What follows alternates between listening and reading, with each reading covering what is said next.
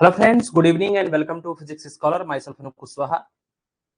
LT grade 2018 paper solution का ये आज का हमारा पार्ट सी है, जो कि इसका लास्ट पार्ट भी है।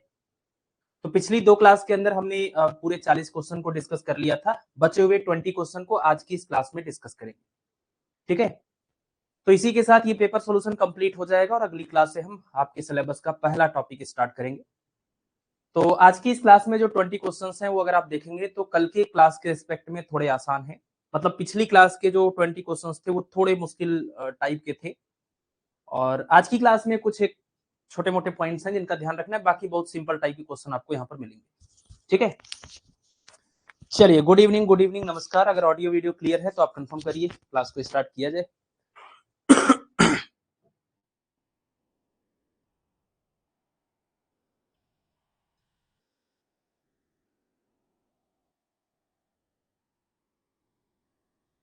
शुरू करें।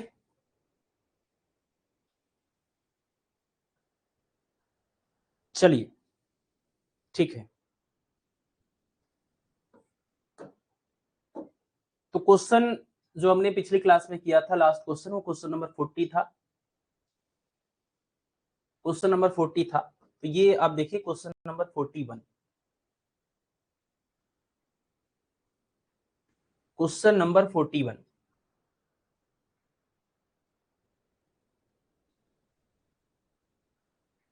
सॉरी ये है 60, ये लास्ट क्वेश्चन है हमारा। क्वेश्चन नंबर 41,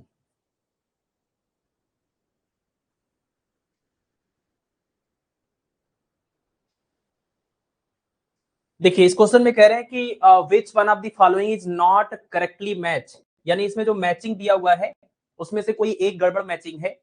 और मैचिंग क्या है कि यहाँ पर ए बी सी डी में कुछ स्टेटमेंट लिखे हैं और उसके सामने फिर इधर उनके नाम लिखे गए हैं। तो पहला स्टेटमेंट है कि when the optical system is saturated, when the optical system is saturated in the same medium, then principal point coincide with the nodal point। पहला कह रहे हैं कि जब ऑप्टिकल सिस्टम हमारा सेम मीडियम के अंदर लाई करता है तो जो प्रिंसिपल पॉइंट होते हैं, यानी जो मुख्य बिंदु होते हैं, वो नोडल पॉइंट के साथ में संपाती होते हैं, कॉन्साइड करते हैं। ये पहला स्टेटमेंट है। दूसरा है the planes passing through the nodal points perpendicular to the axis is called nodal point plane। और नेक्स्ट है the plane passing through the principal foci perpendicular to the axis is called focal plane। और last है the number of cardinal points of an optical system is 4। ठीक है, तो ये जो topic है वो एक्चुअल में कार्डिनल पॉइंट्स एक टॉपिक होता है जो जीआईसी में भी है और आपके एलटी में भी है। तो कार्डिनल पॉइंट्स क्या होते हैं? देखिए, जब हम लोग सिंगल लेंस की बात करते हैं, एक सिंगल लेंस होता है, तो सिंगल लेंस के केस में हम बहुत आसानी से ये पता कर लेते हैं कि अगर यहां पर ऑब्जेक्ट रखा है तो उसका इमेज कहां पर बनेगा और कैसा बनेगा, है ना। सिंगल लेंस के केस में हम ऑब्जेक्ट और इमेज बहुत आसानी से उसके बारे में सारी इंफॉर्मेशन हम बता देते हैं। लेकिन जब बात हो जाती है लेंस के कॉम्बिनेशन की, यानी अगर लेंस के साथ में एक और लेंस है और अब हमने यहां पर कोई ऑब्जेक्ट रखा है और ये फाइनल इमेज अब कहां पर बनेगा, अगर हमें अब इस इमेज के बारे में कुछ भी बताना हुआ तो अब दो दो लेंस के लिए हमें लेंस का फार्मूला यूज करना पड़ेगा, है ना। अगर सिंगल लेंस है तो एक ही बार फार्मूला यूज करके आंसर आ जाता है, लेकिन अगर लेंस का कॉम्बिनेशन हुआ तो जितने लेंस हो गए उतनी बार हमें उसको फार्मूले को यूज करना पड़ेगा। तो इसके लिए एक सिस्टम बनाया गया है कि अगर लेंस का ऐसा कॉम्बिनेशन हो जिनका प्रिंसिपल एक्सिस या मुख्य अक्ष का मान सेम हो, इसको हम बोलते हैं कोएक्सियल लेंस सिस्टम। ऐसे लेंस सिस्टम जिसमें दो या दो से ज्यादा लेंस हो और उनका मुख्य अक्ष यानी प्रिंसिपल एक्सिस एक ही हो, तो उसको हम कोएक्सियल लेंस सिस्टम बोलते हैं। और कोएक्सियल लेंस सिस्टम से इस ऑब्जेक्ट का इमेज कहां पर बनेगा, इसके लिए हम एक ही बार इस पूरे कॉम्बिनेशन को एक सिंगल लेंस की तरह ट्रीट करते हुए, इस पूरे लेंसों के कॉम्बिनेशन को एक सिंगल लेंस की तरह, एक सिंगल यूनिट की तरह ट्रीट करते हुए हम बता सकते हैं कि इस ऑब्जेक्ट का इमेज कहां पर बनेगा और कैसा बनेगा। ठीक है ना, मतलब दो बार फार्मूला यूज नहीं करना पड़ेगा, इसको दो लेंस की तरह ट्रीट न करके एक सिंगल कंबाइंड लेंस की तरह ट्रीट करते हैं। और इसके लिए फिर हमें क्या करना होता है, अगर हम ऐसा ट्रीटमेंट करना चाहते हैं तो उसके लिए हमें कुछ और चीजें बनानी पड़ती हैं जिसके बेसिस पर इसका हम स्टडी कर सकते हैं। उन्हीं को हम कार्डिनल पॉइंट बोलते हैं।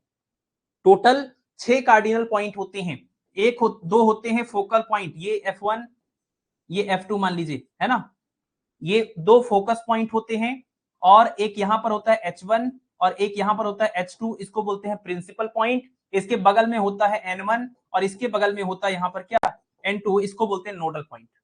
तो दो फोकस पॉइंट, दो प्रिंसिपल पॉइंट, दो नोडल पॉइंट, कुल मिलाकर के टोटल कार्डिनल पॉइंट्स कितने होते हैं, 6 होते हैं। टोटल 6 कार्डिनल पॉइंट होते हैं कोएक्सियल लेंस सिस्टम के अंदर। और अगर ये जो लेंस सिस्टम हमारा है, इसके दोनों तरफ, अंदर और बाहर दोनों तरफ का मीडियम सेम हो, तो ये जो प्रिंसिपल पॉइंट के बगल में नोडल पॉइंट है, प्रिंसिपल पॉइंट के बगल में नोडल पॉइंट है, ये दोनों आपस में कोइंसाइड कर जाते हैं। कोइंसाइड मतलब जो H1 और N1 वाला बिंदु है वो एक ही जगह पर हो जाता है, जो H2 और N2 वाला पॉइंट है वो भी एक ही जगह पर हो जाता है, ठीक है ना। तो ऐसे में आप कह सकते हैं कुल मिलाकर के 4 कार्डिनल पॉइंट्स हो गए, क्योंकि आपके प्रिंसिपल पॉइंट और नोडल पॉइंट आपस में ये कोइंसाइड करने लग जाते हैं। लेकिन in general total cardinal point कितने होते हैं, 6 होते हैं, ठीक है।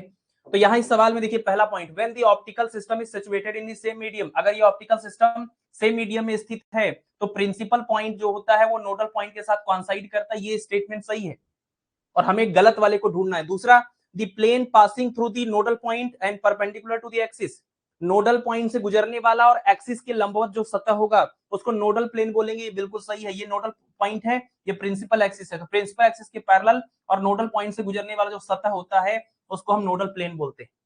इसी तरह से अगर आगे दिया हुआ फोकल प्लेन, तो अगर फोकस से गुजरने वाला और प्रिंसिपल एक्सिस के परपेंडिकुलर हुआ, इसको हम फोकल प्लेन बोलेंगे। तो ये फोकल प्लेन है, ये नोडल प्लेन है, और मीडियम सेम रहा तो दोनों कोइंसाइड करेंगे।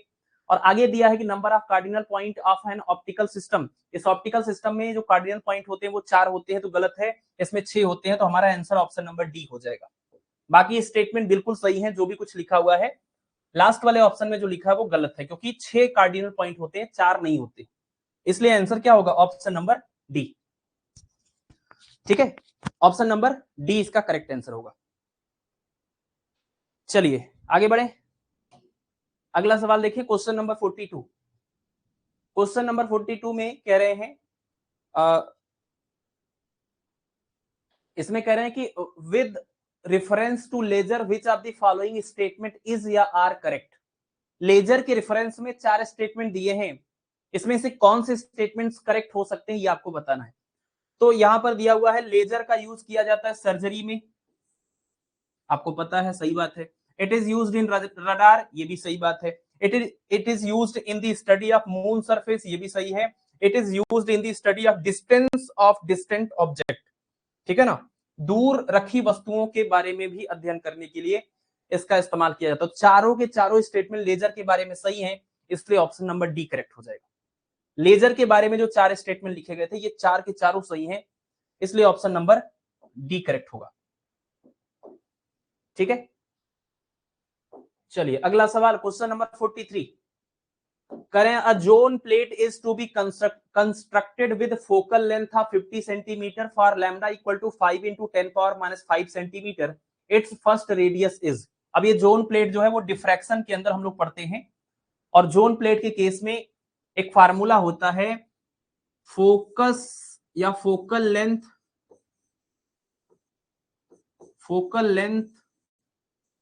सॉरी इसको आप कह दीजिए हाँ, focal length of zone plate, focal length of zone plate, इसका फार्मूला होता है, देखिए ध्यान से देखिए, F M is equal to R N square upon 2m minus में 1 और यहां पर n और साथ में ये लैम्डा, ये फार्मूला है, ये है जोन प्लेट के फोकल लेंथ का फार्मूला। लेकिन आप देखिए 2 जगहों पर स्मॉल m लिखा है और 2 जगहों पर स्मॉल n लिखा है। m क्या बताता है, m is the order of focal length, m is the order of focal length, और n क्या बताता है, order of radius, sorry order of, हाँ order of radius, order of radius. कहने का मतलब समझिए, जो जोन प्लेट होता है, जो जोन प्लेट होता है उस जोन प्लेट के अंदर कई सारे फोकस, एक जोन के अंदर कई सारे फोकस पॉसिबल होते हैं, इसलिए यहां पर ऑर्डर ऑफ फोकल लेंथ लिखा हुआ है। इस सवाल में यहां पर सिंपल दिया है फोकल लेंथ की वैल्यू 50 सेंटीमीटर है। जब भी ये न दिया जाए कि कौन सा फोकल लेंथ, पहला फोकल लेंथ, दूसरा फोकल लेंथ, तीसरा फोकल लेंथ, अगर कुछ नहीं मेंशन होता है तो हम मानते हैं कि फोकल लेंथ का ऑर्डर क्या होगा। अगर कुछ नहीं दिया गया है इसका मतलब फोकल लेंथ का जो ऑर्डर है वो क्या होगा, 1 होगा। और यहां पर देखिए सवाल में रेडियस का ऑर्डर जो है इट्स फर्स्ट रेडियस, रेडियस कौन सा निकालना है, पहला रेडियस निकालना है। जोन प्लेट का पहला रेडियस, मतलब कि रेडियस का जो ऑर्डर है एन की वैल्यू कितनी हो जाएगी, एन की वैल्यू 1 हो जाएगी। तो रेडियस का ऑर्डर तो क्वेश्चन में दिया है, बट फोकल लेंथ का ऑर्डर नहीं दिया है। तो जब नहीं दिया होता है तो इसको भी हम नॉर्मल केस में अंडरस्टूड होता है कि इसको हम पहला फोकस मान के चलते हैं। अगर दूसरा फोकस होता तो मेंशन किया जाता, तीसरा चौथा पांचवा कोई भी होता मेंशन किया जाता। तो यहां पर ये तरीका होता है इसको समझने का, इसका ऑर्डर निकालने का। तो यहां पर आप देखिए क्या लिखेंगे, पहला फोकस अंडरस्टूड है, पहला रेडियस गिवन है, अपान में 2 इंटू 1, 1 माइनस में 1, ये बाहर भी 1, और उसके बाद में लैम्डा मतलब जो लाइट यूज हो रही है वो। तो यहाँ से आप देखिए ये इधर ये कितना आएगा, 1 माइनस 2 माइनस 1 यानी 1 आएगा, इंटू लैम्डा मल्टीप्लाई होगा, तो ये R1 स्क्वायर इक्वल टू हो जाएगा F1 इंटू में लैम्डा। तो R1 की वैल्यू कितनी हो जाएगी, स्क्वायर रूट में हो जाएगा F1 इंटू में लैम्डा। ठीक है, तो यहां से क्या हो जाएगा, यहां से आपका हो जाएगा F1 की वैल्यू, फोकल लेंथ दिया हुआ है ये आपका 50 सेंटीमीटर, तो 50 इंटू, और ये लैम्डा कितना दिया है, lambda is 5 into 10 power minus 5 centimetre. तो यहाँ पर हो जाएगा 5 इंटू 10 पावर माइनस 5 सेंटीमीटर, ये हो जाएगा 250 है, और ये 10 पावर माइनस 5 मल्टीप्लाई करेंगे तो 25 यानी कितना हो जाएगा, 25 गुणे 10 की घात माइनस 4, 25 का 5 हो जाएगा, और 10 की घात माइनस 4 का 10 की घात माइनस 2, ये आंसर आएगा किसमें, सेंटीमीटर में। ये आपका हो जाएगा रेडियस, फर्स्ट रेडियस हो जाएगा 5 into 10 power minus 2 centimetre. Option millimetre में दिया है, 1 सेंटीमीटर में 10 मिलीमीटर, 10 से मल्टीप्लाई करेंगे 10 पावर माइनस 1 रह जाएगा, 0.5 बन जाएगा, मिलीमीटर में आंसर आएगा 0.5 millimetre, option number B correct हो जाएगा। ठीक है ना।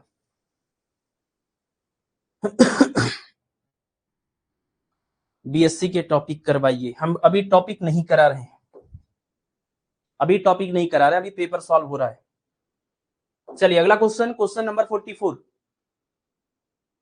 इसमें देखिए कह रहे हैं कि consider the following assertion and reason. ठीक है ना, एक स्टेटमेंट दिया है और उसका एक रीजन दिया हुआ है। स्टेटमेंट क्या है, when a light ray falls on transparent surface having incident angle equal to the polarising angle. जब कह रहे हैं कि ट्रांसपेरेंट सरफेस के ऊपर जब लाइट पड़ रही है तो किस एंगल पर पड़ रही है, वो पोलराइजिंग एंगल पर पड़ रही है। लाइट का जो एंगल ऑफ इंसिडेंस है वो पोलराइजिंग एंगल के बराबर है। तो आगे कह रहे हैं the reflected and refracted rays are perpendicular to each other.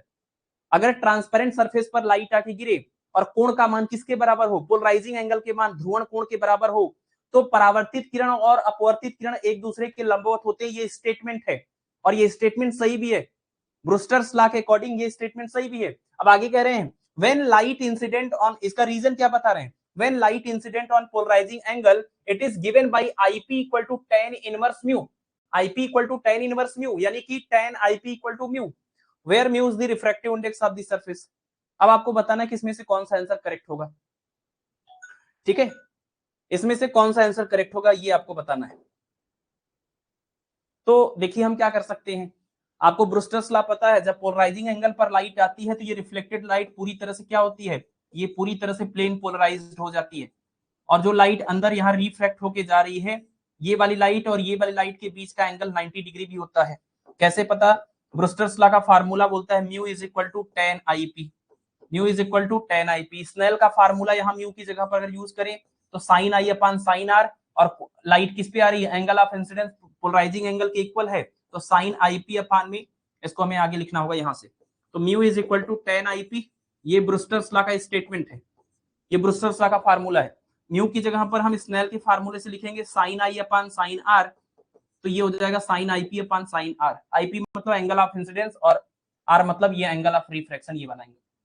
Is equal to tan को लिखिए, tan को लिखेंगे साइन आईपी अपान में cos IP, sine IP upon में कॉस आईपी, साइन आईपी से साइन आईपी कैंसिल हो जाएगा और sine R equal to cos IP होगा। साइन आर को आप ये भी लिख सकते हैं कॉस 90 माइनस थीटा, यानी कॉस 90 माइनस आईपी का मतलब भी साइन आईपी ही होता है। इज इक्वल टू यहाँ पर क्या लिखा हुआ, कॉस आईपी, दोनों में कॉस लिखा है तो कंपेयर करेंगे, और आईपी को आप इधर ले जाइए, सॉरी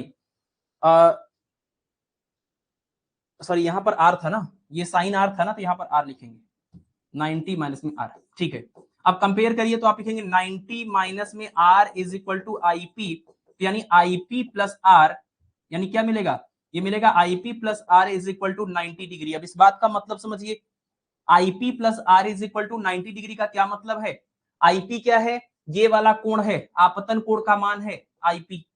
अब बताइए अगर आपतन कोण का मान आईपी है तो परावर्तन कोण यानी एंगल ऑफ रिफ्लेक्शन भी बराबर ही होता है। तो अगर ये वाला कोण आईपी है तो ये वाला कोण भी कितना हो जाएगा, आईपी हो जाएगा। और आर कौन सा कोण है, आर ये वाला कोण है।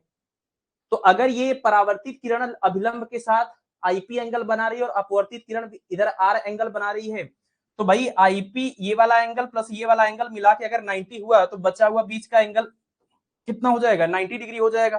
भाई एक स्ट्रेट लाइन के एक तरफ टोटल 180 होता है, जिसमें से आप बोल रहे हैं आईपी और आर मिला के 90 हो गया, तो जो बचा वो कितना होगा, 90 होगा।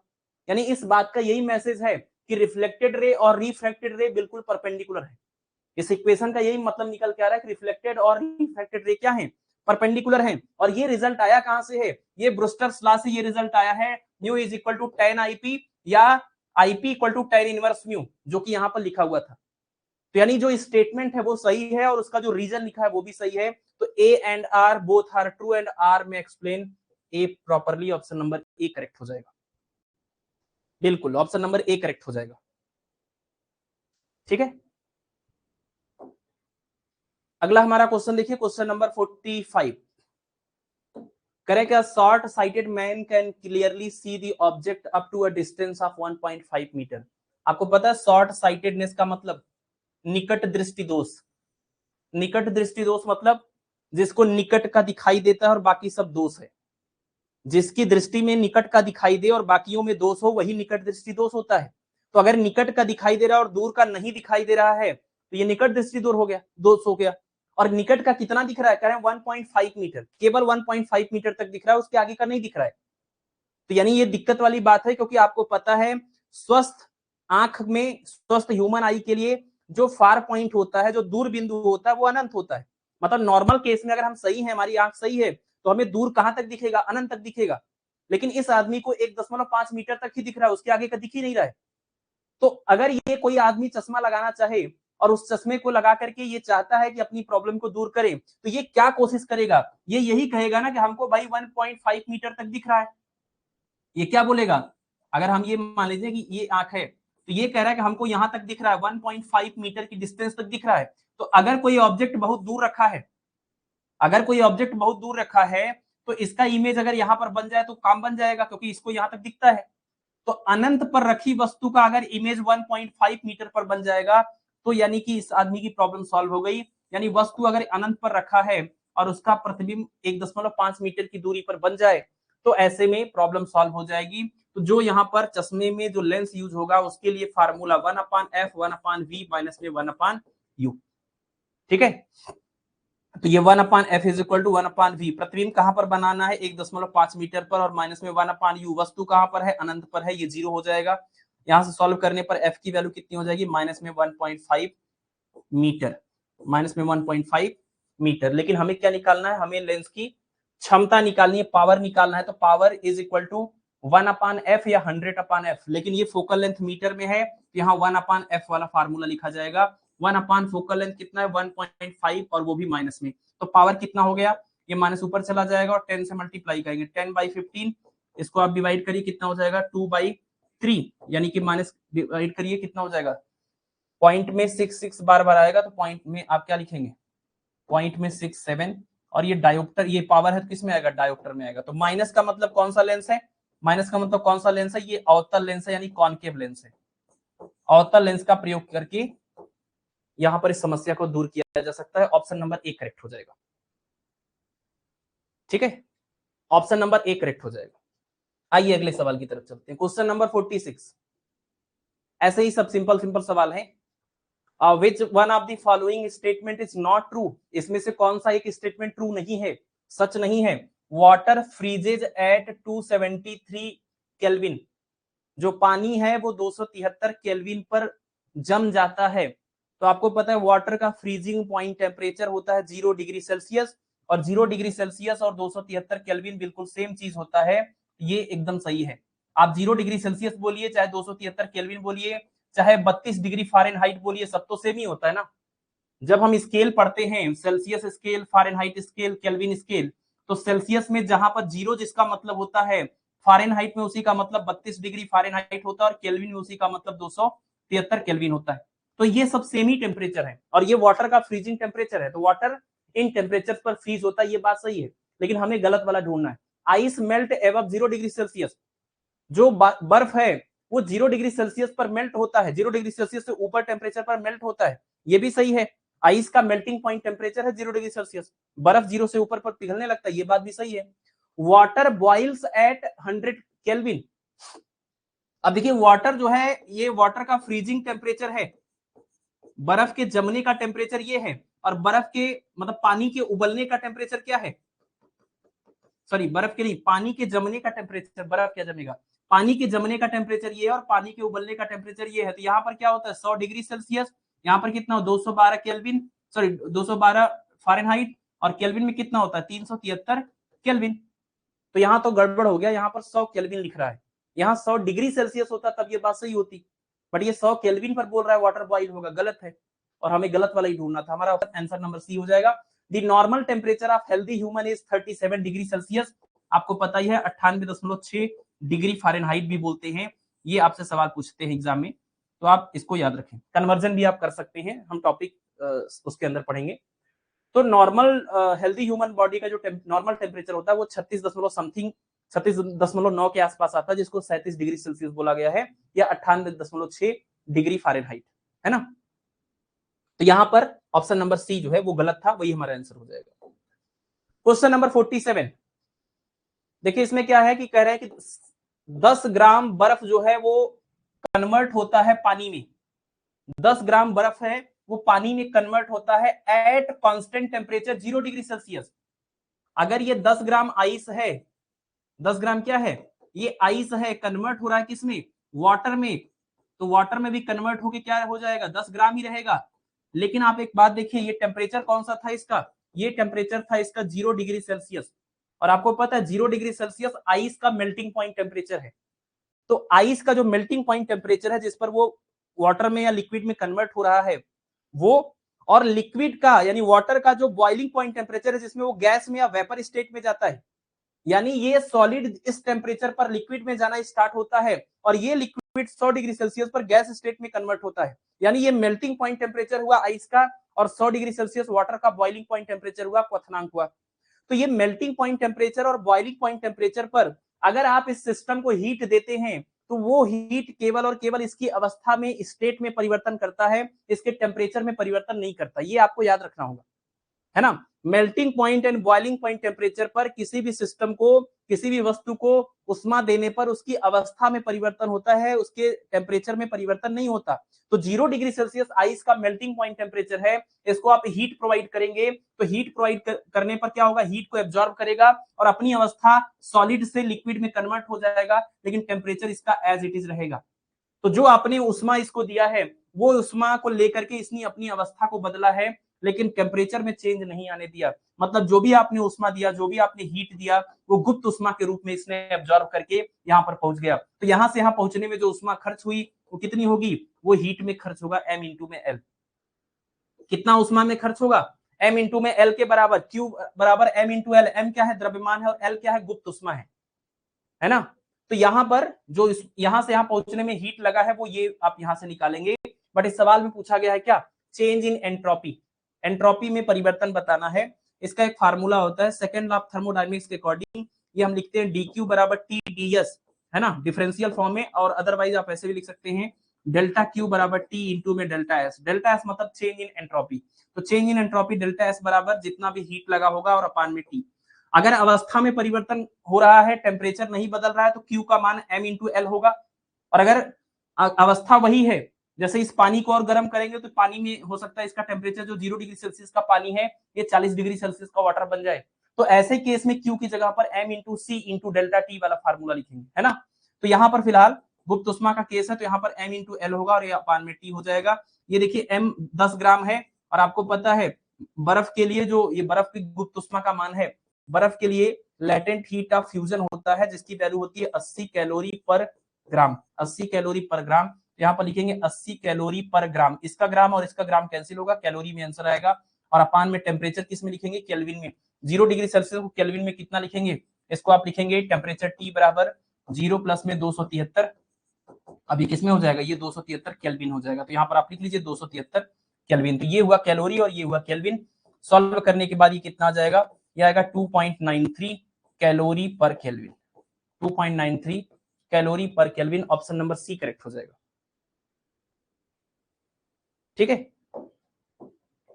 ऑप्शन नंबर सी करेक्ट हो जाएगा। चलिए अगला सवाल, question number 48। The pressure of a gas is increased by 50% at constant temperature. Constant temperature पर जो गैस है उसका प्रेशर 50% बढ़ा रहे हैं, लेकिन टेम्परेचर कांस्टेंट है। तो कह रहे हैं the decrease in the volume shall be around. आपको पता है एट कांस्टेंट टेम्परेचर, अगर टेम्परेचर कांस्टेंट हो जाए, अगर गैस का टेम्परेचर कांस्टेंट हो जाए तो प्रेशर और वॉल्यूम एक दूसरे के व्युत्क्रमानुपाती होते हैं, यानी P1 V1 बराबर P2 V2 का केस बनता है। इसको हम बायल्स लॉ बोलते हैं। गैसियस लॉज में 3 लॉज आपने पढ़े होंगे ना, बायल्स लॉ, चार्ल्स लॉ और प्रेशर लॉ आपने पढ़ा है। तो यहाँ पर ये है आपका P1 V1 is equal to P2 V2, इसको हम बायल्स लॉ बोलते हैं। कांस्टेंट टेम्परेचर पर गैस के लिए यही जो लॉ है वो लागू होती है। यहाँ इस सवाल में करेंगे प्रेशर को जो है, प्रेशर को 50% बढ़ाया गया, तो अगर प्रेशर को बढ़ाएंगे तो वॉल्यूम तो घटेगा ही घटेगा। तो सवाल में यही करेंगे प्रेशर को अगर 50% बढ़ाया जाए तो वॉल्यूम कितने परसेंट घटेगा ये बताना है। तो वॉल्यूम कितने परसेंट घटेगा ये हम निकालेंगे। तो यहाँ पर यानी इनिशियल अगर प्रेशर P1 है तो फाइनल प्रेशर कितना होगा, फाइनल प्रेशर हो जाएगा, पहले वाला प्रेशर तो था ही, 50% और बढ़ गया, यानी P1 का 50% और बढ़ा दीजिए, ये 50% हो जाएगा। तो ये आएगा 1/2, यानी P1/2, तो ये कितना हो जाएगा 3/2 P1। ये हो गया फाइनल प्रेशर। अगर 50% प्रेशर को बढ़ा दिया जाए तो नया प्रेशर कितना हो जाएगा 3/2 P1। तो यहाँ पर लिखिए P1, यहाँ पर V1, P2 की जगह पर हो जाएगा 3/2 P1, यहाँ पर हो जाएगा V2। P1 से P1 कैंसिल हो जाएगा, V2 की वैल्यू आ जाएगी 2/3 और यहाँ पर हो जाएगा क्या V1, 2/3 V1। जो फाइनल वॉल्यूम है वो इनिशियल वॉल्यूम से कम हो गया, ये साफ साफ यहाँ पर दिख रहा है। इसके लिए अब हमें निकालना है कि percentage decrease in volume. Percentage decrease in volume, आयतन में कितने प्रतिशत की कमी हुई, अगर आपको ये निकालना है तो आयतन में होने वाली कमी बटे में प्रारंभिक आयतन गुणे में 100, ये तरीका होता है। आयतन में कितनी कमी हुई, तो पहले का ज्यादा था बाद का कम हो गया, तो V1 माइनस V2 करेंगे तो पता चलेगा कितने की कमी हो गई, और ये V1 और ये इंटू में 100। V1 को V1 रहने दीजिए, V2 की वैल्यू आप लिखिए 2/3 V1 और अपान में V1 और इंटू में 100। V1 को कॉमन करके कैंसिल कर लीजिए, 1 माइनस 2/3 करेंगे कितना आएगा, ये आएगा 1/3, तो यानी आंसर आएगा 100/3। इसको डिवाइड करने पर आएगा 33.3%। तो ऑप्शन में लगभग दिया हुआ है 33%, ऑप्शन नंबर बी करेक्ट हो जाएगा। ठीक है, ऑप्शन नंबर बी करेक्ट हो जाएगा। अगला सवाल, क्वेश्चन नंबर 49। 49 क्वेश्चन में करें, which one of the following is not a Maxwell's thermodynamic relation. देखिए मैक्सवेल के थर्मोडायनेमिक्स के 4 इंपॉर्टेंट रिलेशंस हैं। अब वो रिलेशंस को याद करने का क्या तरीका होता है, ये सारी चीजों के अंदर नहीं जाएंगे। अभी हम सिर्फ इस क्वेश्चन का आंसर आपको बता रहे हैं। सिंपल एक तरीका होता है उसको पकड़ने का, आपको कभी भी एसपीटीवी के अकॉर्डिंग चलना होता है, यानी आपको कुल मिला के जो भी चारों इक्वेशन है उसमें एसपीटीवी का सीक्वेंस मिलता है। बाकी और भी चीजें होती हैं कि अगर क्लॉकवाइज करते हैं तो प्लस होता है, एंटी क्लॉकवाइज करते हैं तो माइनस होता है, ये सारी चीजें हम पढ़ेंगे। तो अभी के लिए आप इसमें देखिए, और इसके पहले पढ़ा भी चुके हैं बाकी बैचेस के अंदर, बट अभी आपके प्रभात बैच के अंदर जब हम टॉपिक सीक्वेंस में पढ़ेंगे थर्मोडायनेमिक्स में, थर्मल फिजिक्स का, उसमें ये टॉपिक हमारा आएगा, ठीक है ना, थर्मोडायनेमिक पोटेंशियल और थर्मोडायनेमिक रिलेशंस, ये सारी चीजें। तो एसपीटीवी सिर्फ आप ढूंढ लीजिए और बात खत्म हो जाएगी। तो यहाँ पर आप देखिए, यहाँ पर देखिए लिखा हुआ एसपीटीवी, मतलब आपको साइक्लिक ऑर्डर में एसपीटीवी चाहिए। एसपीटीवी तो प्रेजेंट सब में होगा ही होगा, लेकिन ये साइक्लिक ऑर्डर में होना चाहिए, मतलब क्लॉकवाइज या एंटी क्लॉकवाइज जैसे भी आप घूमे, एसपीटीवी का सीक्वेंस बनना चाहिए। तो यहाँ पर देखिए एसपीटीवी, ये तो हो सकता है।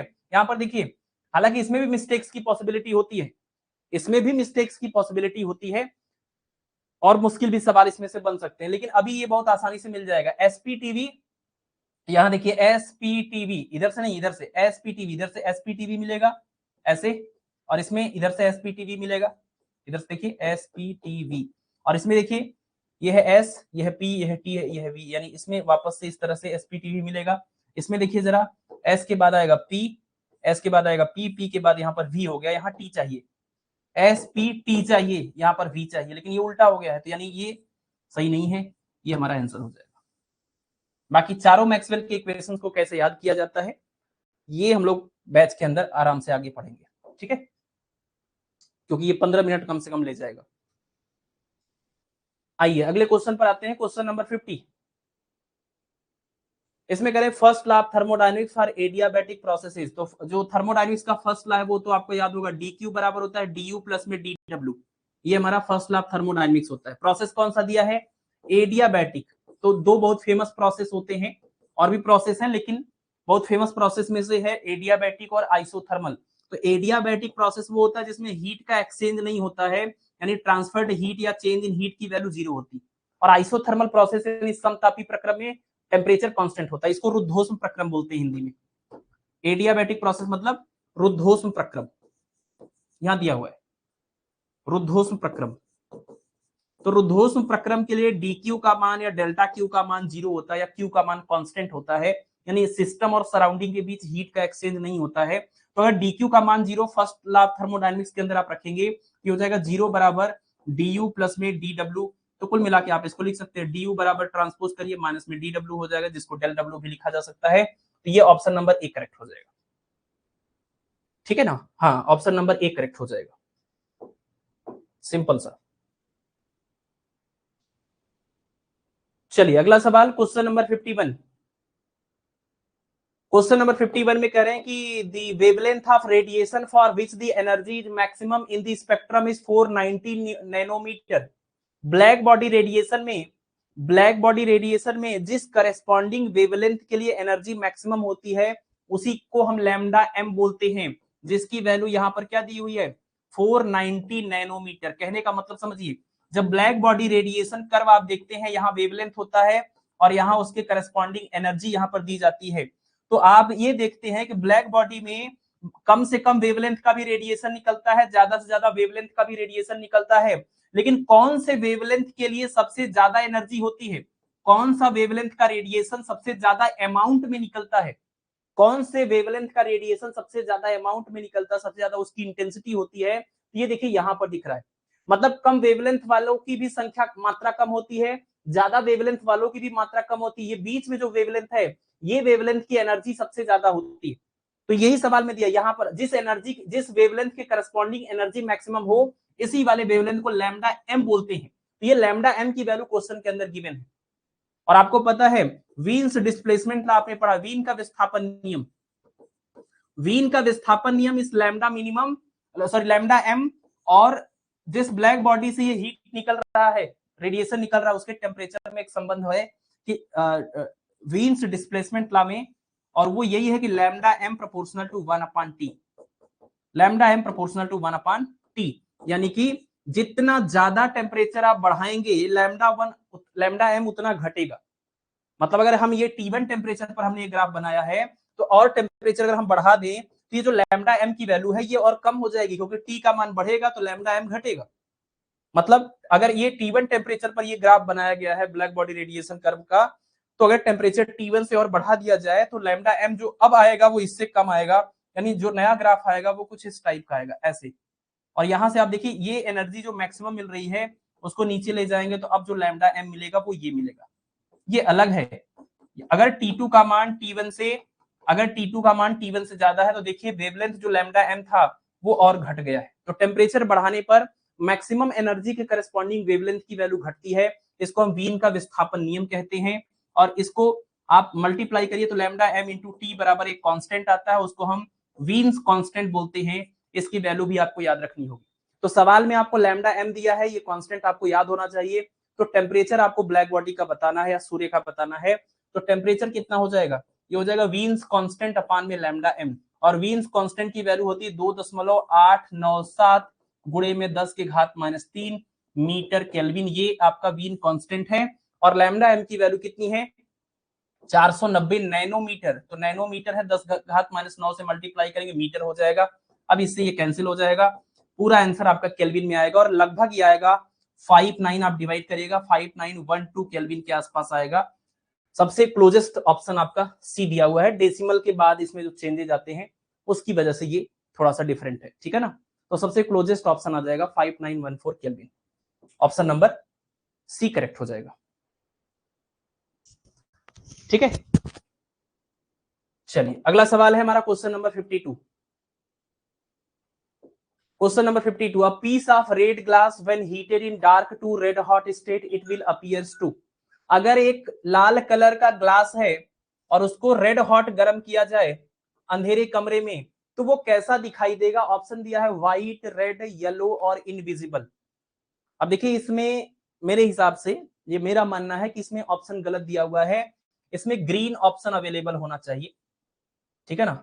मुझे जो पता है वो यही है कि जब भी हम किसी बॉडी को गर्म करते हैं तो उससे जो रेडिएशन निकलता है वो कौन सा रेडिएशन निकलता है रेड हॉट करने पर, पूरी तरह से गर्म करने पर किस कलर का रेडिएशन बाहर निकलेगा या सबसे ज्यादा इंटेंसिटी कौन से कलर की बाहर निकलेगी, तो वो डिपेंड करता है कि जो कलर का ऑब्जेक्ट है उसका कंप्लीमेंट्री कलर्स कौन सा है, उसका कंप्लीमेंट्री कलर्स कौन सा है। कंप्लीमेंट्री कलर, ये आपने कलर्स के बारे में पढ़ा होगा ना, primary colour, secondary colours, complementary colours.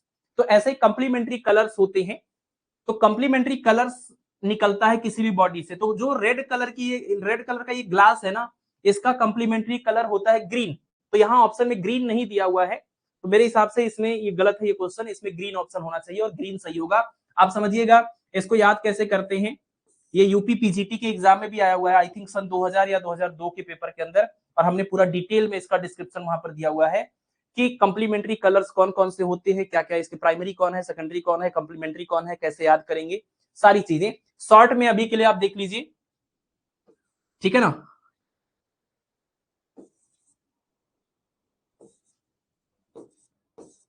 ये कंप्लीमेंट्री कलर्स को याद करने का ये तरीका आप देख सकते हैं। रेड कलर का कंप्लीमेंट्री कलर ग्रीन होता है, वॉयलेट का येलो होता है और ब्लू का ऑरेंज होता है। तो अगर हम रेड कलर के ग्लास को या रेड कलर के ऑब्जेक्ट को रेड हीट करेंगे तो उससे ग्रीन रेडिएशन निकलेगा, और ग्रीन वाले को करेंगे तो रेड निकलेगा, ब्लू वाले को गर्म करेंगे तो ऑरेंज निकलेगा, ऑरेंज वाले को गर्म करेंगे तो ब्लू निकलेगा, वायलेट को गर्म करने पर येलो निकलेगा, येलो को गर्म करने पर वायलेट निकलेगा। ये है कॉम्प्लीमेंट्री कलर्स। ये क्या है? कॉम्प्लीमेंट्री कलर्स, कॉम्प्लीमेंट्री कलर्स,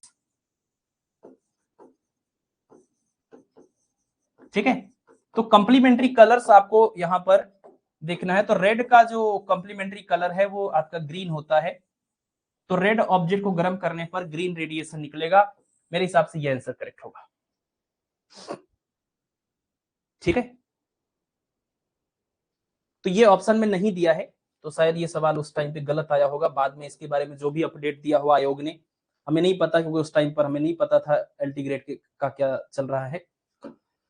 अगला है question number 53, the experimental verification of Kirchhoff's law was done by. Kirchhoff का जो लॉ है उसको किसने एक्सपेरिमेंट से वेरीफाई किया था? स्टीफन ने किया था, ठीक है ना, स्टीफन ने किया था। किरचॉफ्स लॉ याद है आपको? इमिसिव पावर और एब्जॉर्प्टिव पावर जो है उनका रेशियो एक कांस्टेंट होता है। उसका रेशियो क्या होता है? एक कांस्टेंट होता है।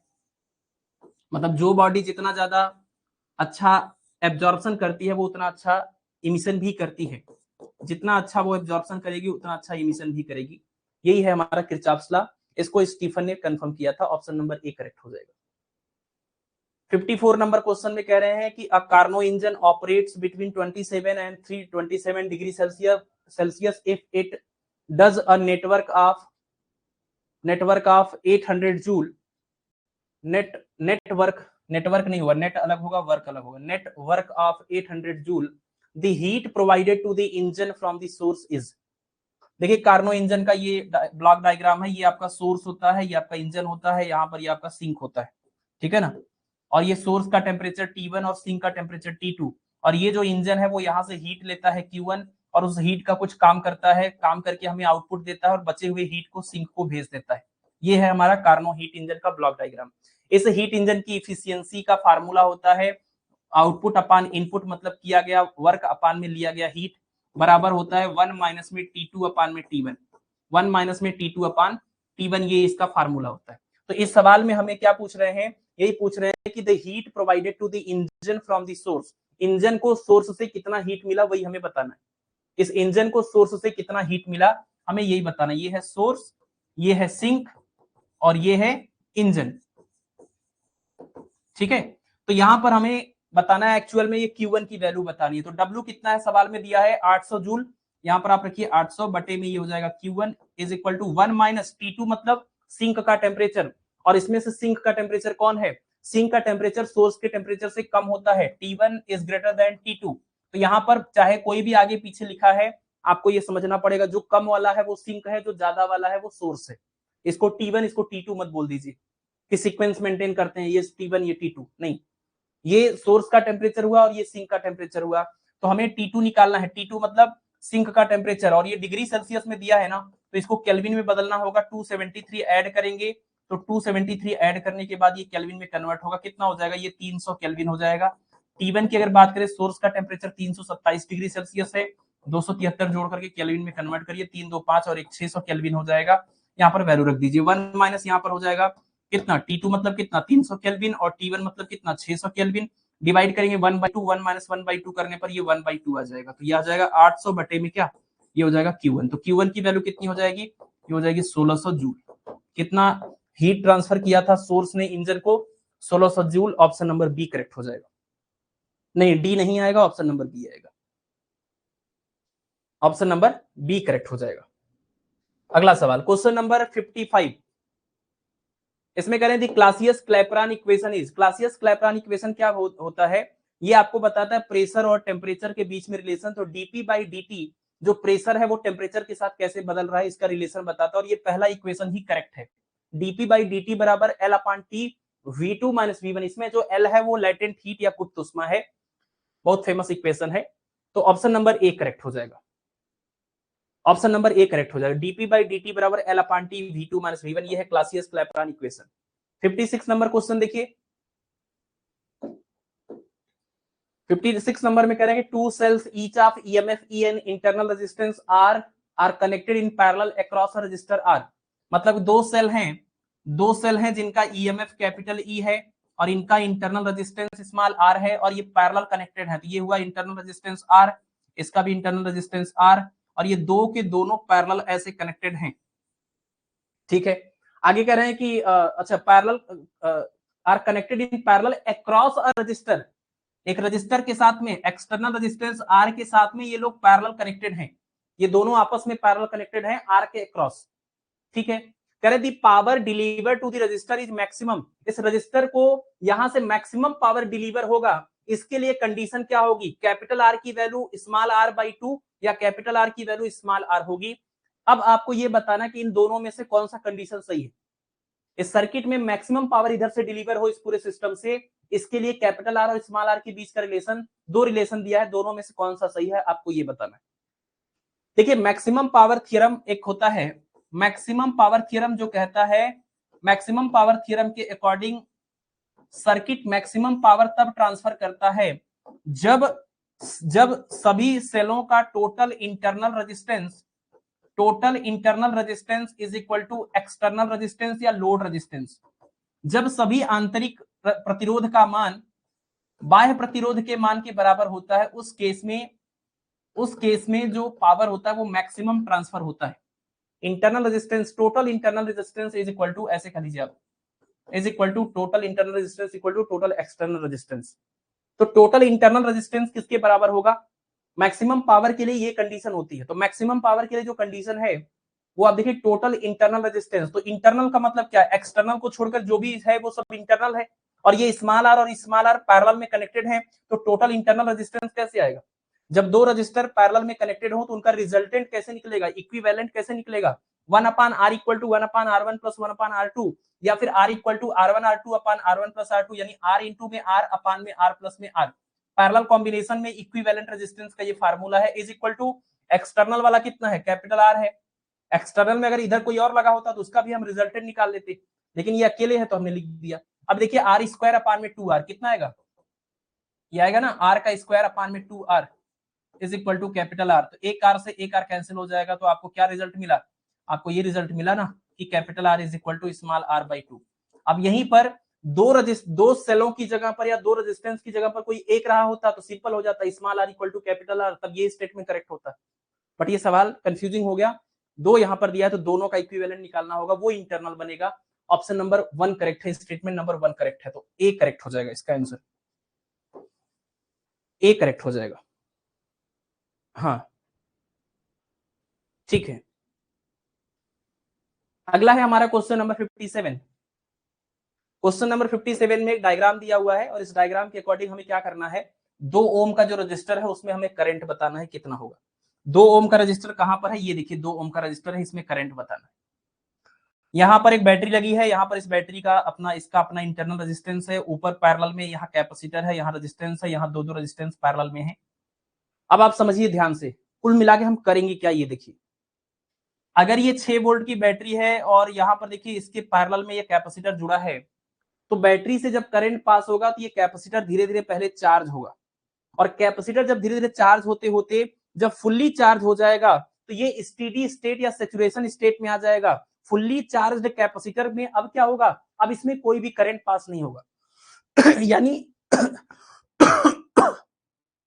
ये जो फुल्ली चार्ज कैपेसिटर है वो जब पूरी तरह से चार्ज हो जाएगा तो इस बैटरी की वजह से इसके अंदर, इस वाले ब्रांच के अंदर कोई भी करंट नहीं जाएगा, मतलब ये ब्रांच एक तरह से ओपन सर्किट का काम करेगा, इसका कोई मतलब नहीं है, इनफाइनाइट रेजिस्टेंस ऑफर करेगा, इसमें करंट नहीं जाएगा। तो आप ऐसे दिमाग में रखिए कि ये है ही नहीं, जब ये फुल्ली चार्ज हो जाएगा तो इसमें कोई करंट नहीं जाएगा, कोई चार्ज नहीं जाएगा, तो ये ओपन सर्किट हो गया, यानी ये वाला ब्रांच नहीं है, ऐसा आप इमेजिन करिए।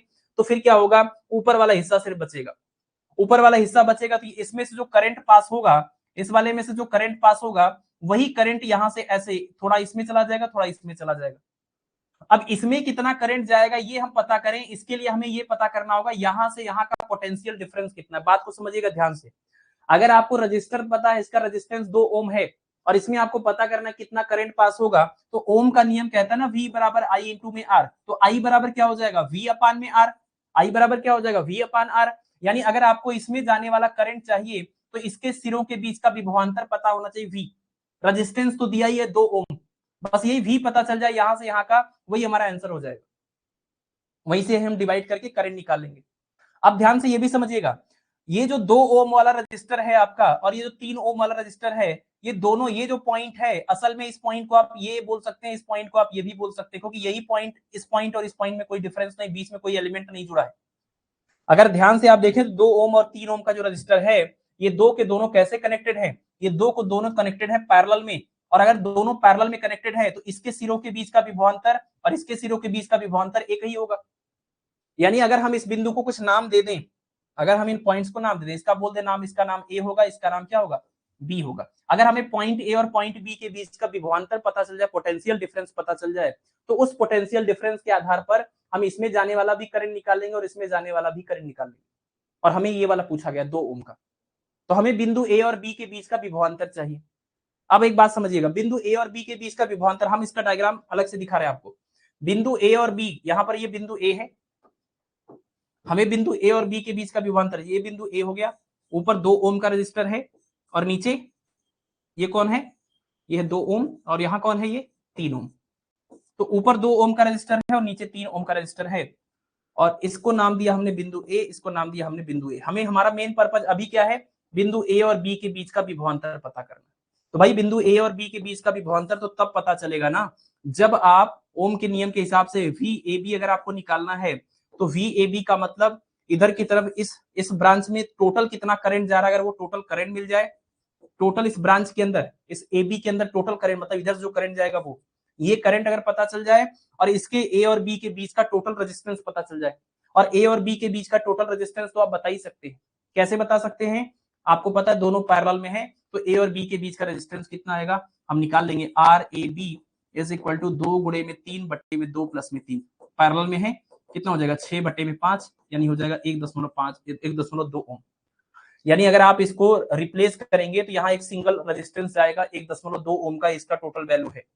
और यहाँ नीचे बीच वाला ब्रांच तो हटा ही दिया हमने, और नीचे एक बैटरी लगी है, यहाँ एक बैटरी लगी है और आगे एक और रेजिस्टेंस है ना, ये कितना है 2.8 ओम का है, और ये 6 वोल्ट की बैटरी है।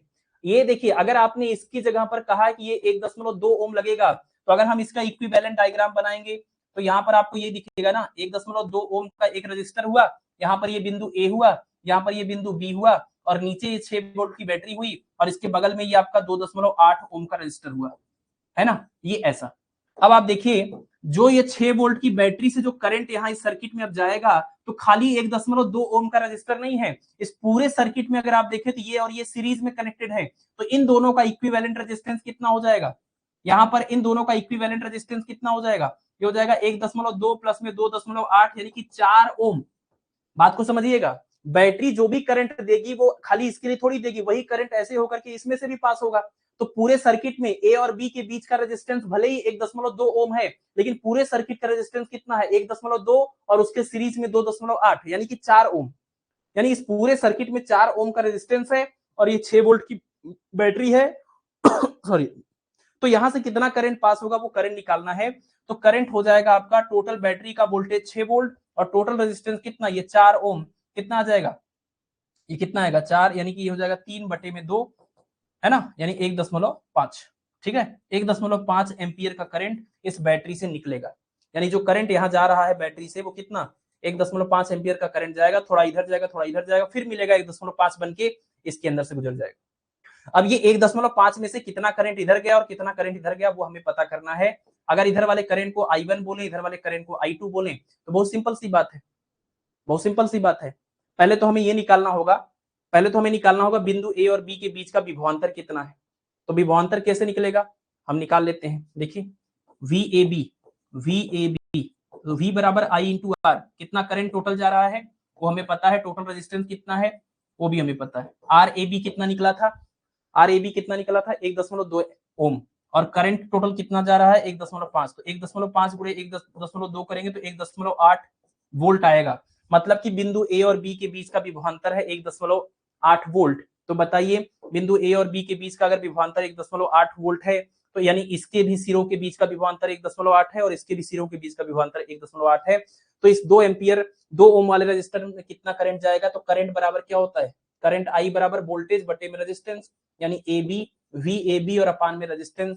VAB हमने निकाला अभी अभी कितना है 1.8 वोल्ट है और बटे में इसका रेजिस्टेंस कितना, ये 2 है, कितना आएगा 0.9 एम्पियर। अब आपसे अगर हम पूछें इसमें कितना करंट जा रहा है, इसका करंट निकालना है, तो इसमें भी आप वही करेंगे 1.8 बटे में 3 कितना हो जाएगा 0.6 और 0.9 इसमें करंट 0.6 इसमें, 0.9 और 0.6 जोड़ेंगे तो ये इधर वाला ये आपका कितना हो जाएगा 1.5 एम्पियर। बिल्कुल सही जवाब, यहीं से वेरीफाई भी हो जाता है। तो इसका आंसर हो जाएगा कितना 0.9 ampere, 0.9 ampere, option number B correct होगा।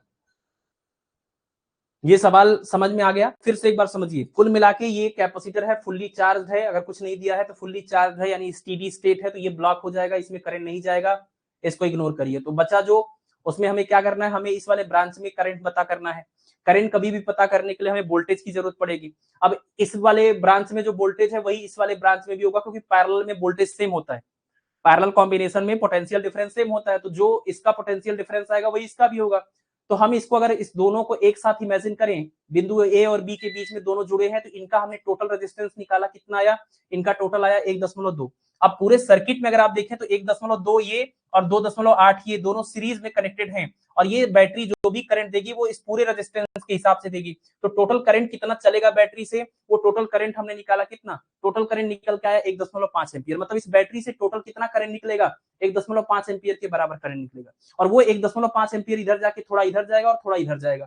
इस वाले ब्रांच में कितना गया उसमें से, उसके लिए हमें पहले इसका पोटेंशियल डिफरेंस पता करना होगा, ठीक है ना। तो इसका पोटेंशियल डिफरेंस कैसे कितना निकलेगा, इसका पोटेंशियल डिफरेंस अगर आपको निकालना है ए और बी के बीच का, तो इधर जाने वाला करंट और इसके बीच का रेजिस्टेंस पता हो। इसके बीच का रेजिस्टेंस हमने निकाला, कितना आया था 1.2 और इधर जाने वाला टोटल करंट कितना है 1.5। तो ए और बी के बीच का पोटेंशियल डिफरेंस कितना होगा 1.8। अगर ए और बी के बीच का पोटेंशियल डिफरेंस 1.8 है, मतलब 2 ओम के भी अक्रॉस 1.8 है और 3 ओम के अक्रॉस भी 1.8 है। तो 2 ओम के अक्रॉस अगर 1.8 वोल्ट का पोटेंशियल डिफरेंस है तो उसमें कितना करंट जा रहा है, करंट बराबर वोल्टेज अपॉन रेजिस्टेंस, वोल्टेज कितना है 1.8 और रेजिस्टेंस कितना है 2, डिवाइड किया तो कितना है 0.9 ampere. Option number B correct हो जाएगा, ठीक है, ऑप्शन नंबर बी करेक्ट हो जाएगा। चलिए आगे बढ़ते हैं, 3 सवाल और हैं। नेक्स्ट है हमारा क्वेश्चन नंबर 58। इसमें देखिए एक ऊंचाई ट्रांसफार्मर यानी स्टेप अप ट्रांसफार्मर की बात हो रही है जो कि 220 वोल्ट पर काम करता है। आपको पता है ट्रांसफार्मर में दो कॉइल होती है, एक प्राइमरी इलेक्ट्रोमैग्नेटिक इंडक्शन पर बेस्ड होता है, म्यूचुअल इंडक्शन पर, ये है प्राइमरी कॉइल और ये है सेकेंडरी कॉइल। अगर प्राइमरी कॉइल में फेरे कम है और सेकेंडरी कॉइल में फेरे ज्यादा हैं, तो यहाँ पर जो इनपुट वोल्टेज आप देंगे, यहाँ पर जो आप इनपुट वोल्टेज देंगे वी प्राइमरी इसको बोलेंगे, और यहाँ जो आपको आउटपुट वोल्टेज मिलेगा, यहाँ पर जो आपको आउटपुट वोल्टेज मिलेगा वी सेकेंडरी इसको बोलेंगे। तो अगर फेरों की संख्या बढ़ जाएगी तो वोल्टेज भी यहाँ पर बढ़ जाएगा। तो सवाल में ये दिया कि जो काम कर रहा है ये 220 वोल्ट पर है, मतलब प्राइमरी सर्किट में, प्राइमरी कॉइल में जो वोल्टेज है वो 220 है। तो पूछ रहे हैं कि आगे सवाल में कि दी आउटपुट वोल्टेज यानी सेकेंडरी कॉइल में कितना यहाँ पर आउटपुट वोल्टेज मिलेगा, ये आपको बताना है। प्राइमरी कॉइल में फेरों की संख्या को एनपी बोलते हैं और सेकेंडरी कॉइल में फेरों की संख्या को एनएस बोलते हैं। और ट्रांसफार्मर के केस में अगर ये ट्रांसफार्मर हमारा पूरी तरह से क्या है, करें 100% इफिशियंट है, मतलब जितनी एनर्जी हम दे रहे हैं उतनी एनर्जी बाहर भी निकल रही है, कोई एनर्जी का लॉस नहीं हो रहा है, ऐसे केस में एक फार्मूला बनता है एनएस अपान एनपी बराबर VS upon VP is equal to IP upon में IS is equal to small R. इसको हम ट्रांसफॉर्मेशन रेशियो बोलते हैं। इस सवाल में दिया हुआ है कि जो प्राइमरी और सेकेंडरी में फेरों की संख्या का अनुपात है वो 2:25 है। तो प्राइमरी में फेरों की संख्या बटे में सेकेंडरी में फेरों की संख्या बराबर 2/25, ये इसका अनुपात है फेरों की संख्या का। तो यहाँ कुछ नहीं करना है, एनएस अपान एनपी बराबर वीएस अपान वीपी, यहाँ से वीएस की वैल्यू कितनी हो जाएगी, वीएस मतलब हो जाएगा वीपी और इनटू में क्या एनएस अपान में एनपी। वीपी मतलब प्राइमरी वोल्टेज 220 और एनएस अपान एनपी यहां से निकाल लीजिए, इसी का उल्टा कर दीजिए, एनएस अपान एनपी इसी का उल्टा हो जाएगा, NS upon NP equal to 25/2 हो जाएगा। तो यहाँ करेंगे 25/2, बस हो गया। इससे डिवाइड करिए तो 120 110 हो जाएगा और ये 25 हो गया। 11 से मल्टीप्लाई करिए, 11 गुणे 5 55, 11 गुणे 2 22, 22 और 5 27 और इसके बाद लास्ट में एक 0, 2750 और ये वोल्टेज है तो किसमें आएगा, पोटेंशियल किसमें आएगा, वोल्ट में आएगा। तो ये हो जाएगा 2750, ऑप्शन नंबर सी। ठीक है, स्टेप अप ट्रांसफार्मर। अगला सवाल क्वेश्चन नंबर 59, इसमें कह रहे हैं कि तीन समान प्रतिरोध है, 3 equal resistance each of value capital R R connected as to form a triangle, मतलब तीन रेजिस्टेंस है, तीनों की वैल्यू आर है। ये सवाल भी बार बार आ चुका है, यूपी वाले टीजीटी और पीजीटी वाले एग्जाम में भी ये सवाल रिपीट हुआ है। तो इसमें करें तीनों रेजिस्टेंस अगर कैपिटल आर और कैपिटल आर के हैं और इनको मिला करके आपने क्या बना दिया है, इनको मिला करके ऐसा एक ट्रायंगल आपने बना दिया है, तो करें the equivalent resistance across any two corner, किसी भी दो कॉर्नर के अक्रॉस आपको इक्विवेलेंट रेजिस्टेंस बताना है। तो मान लीजिए हम बिंदु ए और बी सी के अक्रॉस, हम इन दोनों के अक्रॉस हम इक्विवेलेंट रेजिस्टेंस निकालेंगे। तो अगर आप ए और सी को पकड़ लीजिए तो आपको क्या दिखेगा, आपको दिखेगा एक ब्रांच ये है और एक ब्रांच ये है, और ये वाला जो ब्रांच आपको, क्योंकि अब ये पॉइंट का कोई मतलब नहीं है, आपने ए और बी को पकड़ा है तो आर और आर ये सीरीज में है, ये जहां खत्म हुआ वहां से शुरू हो रहा है ना। तो ये आपने इसको पकड़ा तो ये आर और आर सीरीज में हो गए, तो आर और आर जब सीरीज में हो गए तो इनका इक्विवेलेंट आर प्लस आर बराबर R1 प्लस R2, तो आर और आर मिला के 2R बन जाएगा। यानी ये बिंदु ए और सी के बीच में अगर आप देखें, अगर आप बिंदु ए और सी के बीच में इस डायग्राम को बनाए तो आगे आप ऐसे ही बना सकते हैं कि इधर 2R हो गया, ये कितना हो गया 2R हो गया इन दोनों को मिला के, और नीचे जो है वो R हो गया, ये R हो गया, ठीक है ना। ये बिंदु ए है और ये बिंदु सी है। अब देखिए 2R और R ये दोनों पैरेलल में है, तो ए और सी के बीच का इक्विवेलेंट रेजिस्टेंस अगर आप निकालेंगे तो कितना हो जाएगा, ये हो जाएगा 2R इंटू में R और अपान में 2R प्लस में R, ये होगा, ये हो जाएगा 2R स्क्वायर और अपान में 3R, एक R से एक R कैंसिल हो जाएगा, इसका आंसर 2/3R होगा। और आप ए और सी की बजाय किसी भी दो बिंदुओं के बीच करिए, एग्जैक्ट सिचुएशन बनेगी, तो हर बार सेम आंसर आएगा 2/3R, ऑप्शन नंबर डी। कोई भी दो बिंदुओं कॉर्नर के बीच का निकालेंगे सेम, क्योंकि सबके रेजिस्टेंस सेम सेम है ना, अगर रेजिस्टेंस अलग अलग होते तो अलग अलग कॉर्नर के क्रॉस अलग अलग वैल्यू आती, तो यहां पर हर बार 2/3R आएगा, ऑप्शन नंबर डी करेक्ट होगा।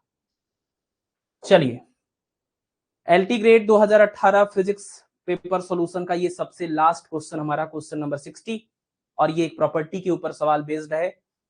इसमें दिया है डायामैग्नेटिक, पैरामैग्नेटिक, फेरोमैग्नेटिक और परफेक्ट डायामैग्नेटिक मटेरियल के लिए मैग्नेटिक ससेप्टिबिलिटी यानी चुंबकीयशीलता का वैल्यू पूछा गया है, तो ये तो याद करने वाली चीज है।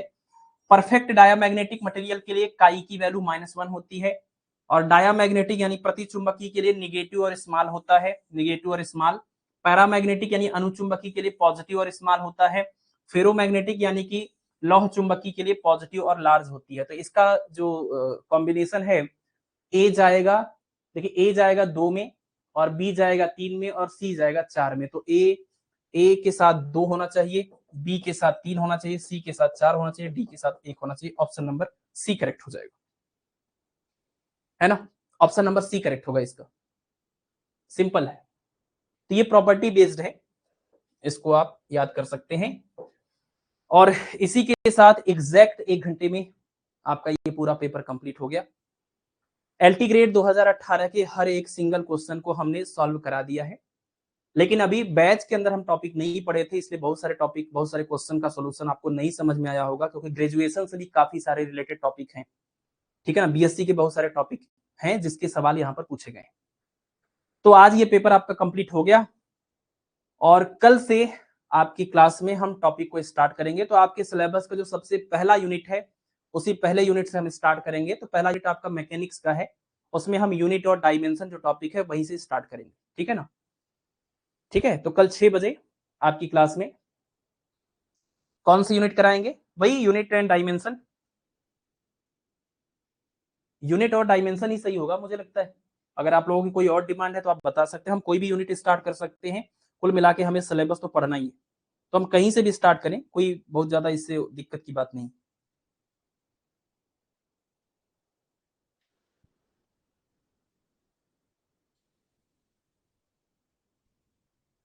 ठीक है, पहला यूनिट जो आपका है जनरल फिजिक्स एंड मैकेनिक्स, और उसके बाद दूसरा यूनिट है आपका हीट का, तीसरा है वेव एंड ऑसिलेशन, चौथा है ऑप्टिक्स और पांचवा इलेक्ट्रिसिटी मैग्नेटिज्म, और छठा है आपका मॉडर्न फिजिक्स, जिसमें इलेक्ट्रॉनिक्स का पोर्शन भी है।